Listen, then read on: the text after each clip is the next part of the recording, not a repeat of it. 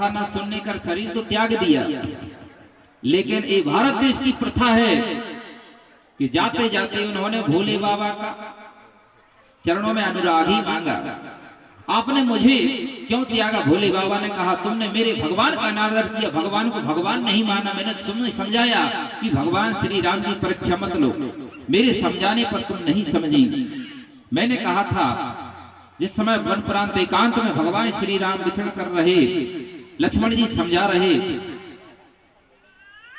व्याकुल सीता के विरह में, तो उन्होंने कहा कि कौन है? भोले बाबा ने कहा सोई इष्ट देव रघुवीरा, सेवत जाय सदा मुनि धीरा। ये मेरे इष्ट हैं, ये मेरे भगवान है, मेरे ठाकुर जी हैं, ये मेरे कन्हैया, ये मेरे लाला है, मेरे हृदय हैं, मेरे प्राणनाथ हैं, ये मेरे इष्ट हैं। उन्होंने कहा मैं यहां तक जानती हूं कि तुम शंकर जगत बंद जगदीशा, सुर नर मुनि सब नावत शीशा। ऐसा कौन है जो तुम्हें प्रणाम ना कर रहा हो? लेकिन तुमने इन रोते बिलखते बालकों के लिए वन में एक राजा के राजकुमारों को प्रणाम कर लिया। ये कौन है? भोले बाबा ने कहा मेरे इष्ट हैं, इनको प्रणाम कर लो देवी। बात यहां तक बन जाती, कथा नहीं सुनी कोई बात नहीं, लेकिन जिनकी कथा है उन श्री राम के लिए प्रणाम कर लेते, प्रणाम भी नहीं किया। वास्तव में भगवान के सामने से जब तुम निकलो, हम आप निकले भगवान के कोई मंदिर के सामने से अपने मस्तक को हमेशा नमन करें, मस्तक झुकाकर भगवान को प्रणाम करते निकले। भले साधन से जा रहे हो, भगवान को प्रणाम अवश्य करें। अगर गुरु दरबार से निकल रहे हो तो गुरुदेव को प्रणाम करें। कोई संत महात्मा निकल जा रहे हैं तो उनको भी नमस्कार करें, उनको भी राधे राधे कहें, सीताराम कहें। ये हमारा धर्म है। तो भोले बाबा ने कहा कि तुमने भगवान की कथा नहीं सुनी। मैंने सोचा कि चलो भगवान के दर्शन हो जाए, उनको नमस्कार कर लो। लेकिन माता सती ने यहाँ तक कि भगवान को नमस्कार भी नहीं किया, भगवान को भगवान भी नहीं माना, यहाँ तक कि अपने पति के वचनों को भी विश्वास नहीं किया कि मेरे पति भी कदाचित कहते तो सत्य हैं, लेकिन कदाचित ऐसा हो सकता है क्या? संशय हो गया। भोले बाबा ने कहा कि यार तुम मेरे भगवान को भगवान नहीं मानती तो जाकर परीक्षा ले लो। लेकिन परीक्षा किसकी करना चाहिए? परीक्षा उनकी करना चाहिए जो परीक्षा के योग्य हो। वास्तव में भगवान की क्या परीक्षा करना चाहिए? हृदय से विचार करें आप लोग, भगवान परीक्षा के विषय है क्या? भगवान परीक्षा का विषय नहीं है, ईश्वर परमात्मा परीक्षा का विषय नहीं है, समीक्षा का विषय नहीं है, परमात्मा प्रतीक्षा का विषय है। जिन्होंने जीवन में माता सती की तरह परीक्षा ली, जिन्होंने समीक्षा की, भगवान के लिए तोलने की कोशिश की, वह जीवन में फेल हुए। जिन्होंने परीक्षा की वह जीवन में फेल हुए। लेकिन जिन्होंने सबरी बनकर, जिन्होंने भगवान को पाने के लिए आजीवन प्रतीक्षा की हो, जिन्होंने केवट बनकर भगवान को पाने के लिए आजीवन प्रतीक्षा की हो, जिन्होंने सुदीक्षण बनकर आजीवन भगवान की प्रतीक्षा की हो, जिन्होंने सर्वभंग बनकर भगवान को पाने के लिए आजीवन प्रतीक्षा की हो, उनके जीवन में भगवान आया करते हैं। बोलो वृंदावन में हरि लाल की जय। अरे भैया जयकारा तो लगाए दो, बोलो हनुमान जी महाराज की जय हो। तो भगवान परीक्षा का विषय नहीं है। माता सती ने परीक्षा की, भोले बाबा ने समझाया, तो क्या परीक्षा ले पाई? ना ना ना, परीक्षा ले नहीं पाई, परीक्षा देकर चली। भगवान को पाना है केवट बनो, भगवान को पाना है सबरी बनो, तो भगवान जीवन में आएंगे। हम सब लोग परीक्षा की भांति परमात्मा को जानने की कोशिश ना करें। परीक्षा में फेल हो गई, भगवान ने समझा दिया कि मैं कौन हूं, मैं कौन हूं। जहां देखो भगवान के अलावा कोई था ही नहीं। सती माता का भ्रम दूर हो गया, लेकिन भ्रम तो दूर हो गया, लेकिन पति के वचनों पर अविश्वास किया, लौटकर आई। भोले बाबा ने कहा परीक्षा ले आई? हाँ ले आए। क्या समझे आप परीक्षा से? कुछ नहीं। मैं तो परीक्षा लेने गई थी लेकिन परीक्षा नहीं ली, प्रणाम करके चली आई। भोले बाबा ने कहा अगर प्रणाम ही करना था, दंडवत ही करना था, राधे राधे बोलना ही था, तो मेरे साथ में बोल लेते। तो यहां तक कि अपने पति से भी, जिनका नाम सती है, आज भोले बाबा से प्रथम बार झूठ बोल रही है। क्या? अरे कछु न परीक्षा लीने गुसाई, कछु न परीक्षा लीने गुसाई, कीन प्रणाम तुम्हारे ही नाई,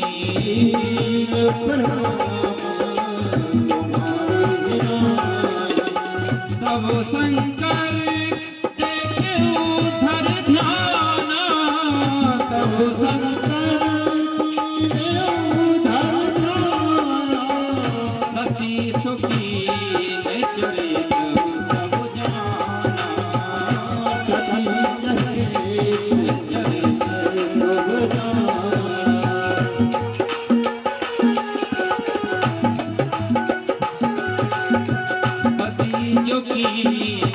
चरित सब जाना। तब शंकर देखे उधर ध्याना, भोले बाबा से कौन सी बात छुपी है। मैं त्रिभुवन तुम त्रिभुवन गुरु वेद बखाना, आन जीव पावर का जाना। मैं भोले बाबा तीनों लोगों के गुरु हैं, उनसे बात कोई छुपी नहीं है।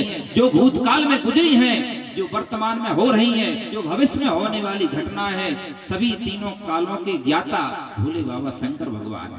उन्होंने देख लिया, ओहो मेरी पत्नी मेरे से झूठ बोल गई, यहां तक की कोई बात नहीं, इन्होंने मेरी माता का स्वरूप बनाया। भोले बाबा की भक्ति जागृत हो गई। अब मैं अगर इनसे प्रेम करता हूं तो मेरी भक्ति बदनाम हो जाएगी, भक्ति पर कलंक लग जाएगा। यही तन सती भेंट मोय नाही, शिव संकल्प कीन मन माही। भोले बाबा ने मानसिक संकल्प कर लिया, अब इनसे हमारी भेंट नहीं होगी परस्पर। भोले बाबा माता सती के सहित अपने कैलाश पर्वत पर पहुंचे और उन्होंने अखंड समाधि लगा ली। समाधि में भगवान का चिंतन करते रहे, भगवान की याद करते रहे कि अपराधों के लिए क्षमा कर दें, अपराधों के लिए क्षमा कर दें।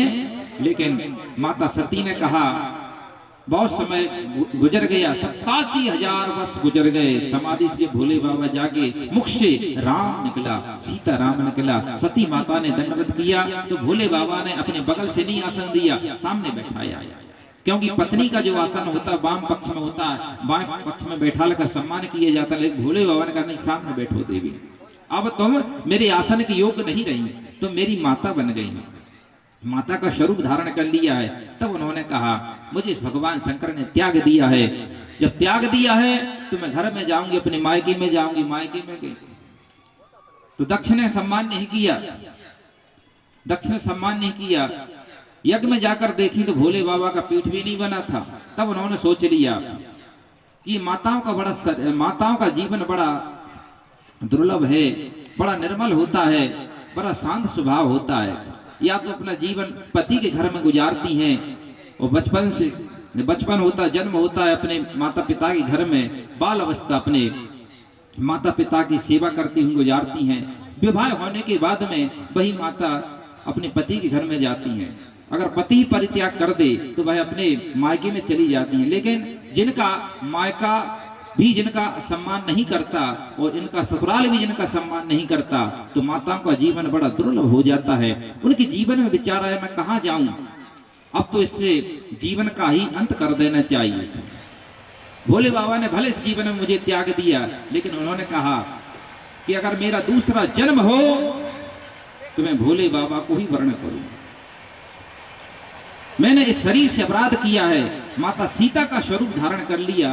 जिन सीता माता की भगवान शंकर उपासना करते हैं, पूजन करते हैं, सम्मान करते हैं, उन्हीं का मैंने रूप धारण कर लिया। बहुत बड़ा अपराध हो गया। भोले बाबा की शरण में गई मानसिक, और उन्होंने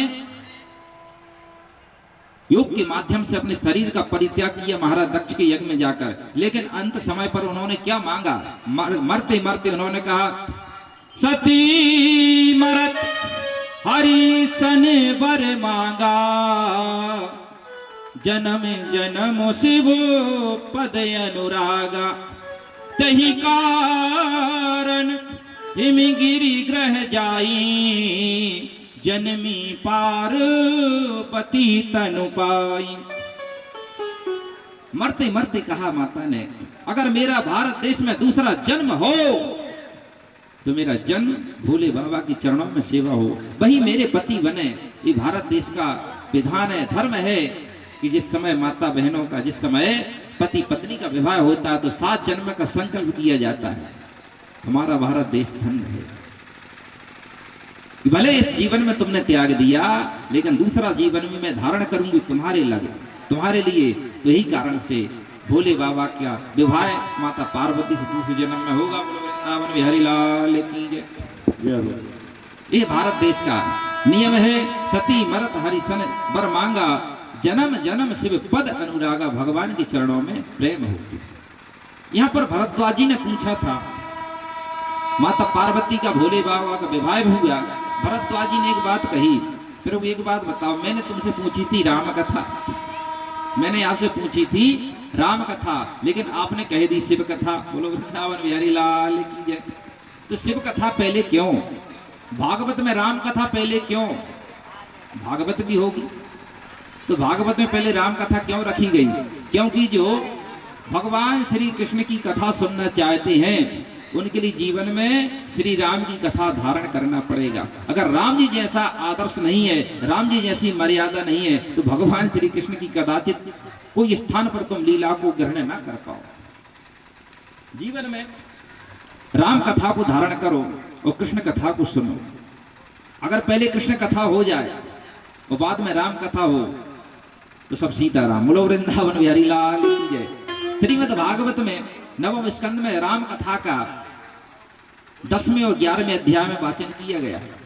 क्यों? कि पहले तुम अगर भगवान श्री कृष्ण की कथा सुनना चाहते हो तो जीवन में तुम कृष्ण की कथा सुनना चाहे तो जीवन में तुम राम बनो, राम की तरह जीवन जियो, राम के आदर्शों को जीवन में उतारो, राम की मर्यादाओं को जीवन में स्थापित करो, तब तुम कृष्ण कथा सुनने के अधिकारी हो। नहीं तो तुम विचलित हो जाओगे। भगवान